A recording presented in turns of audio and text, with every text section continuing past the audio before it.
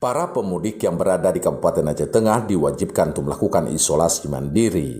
Mereka dilarang bersilaturahmi untuk menghindari terjadinya interaksi dengan masyarakat.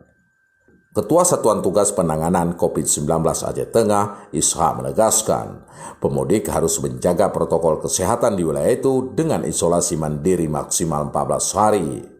Dia, warga pendatang dari luar Aceh Tengah itu akan diawasi langsung oleh Satgas COVID-19 yang bertugas di setiap kampung.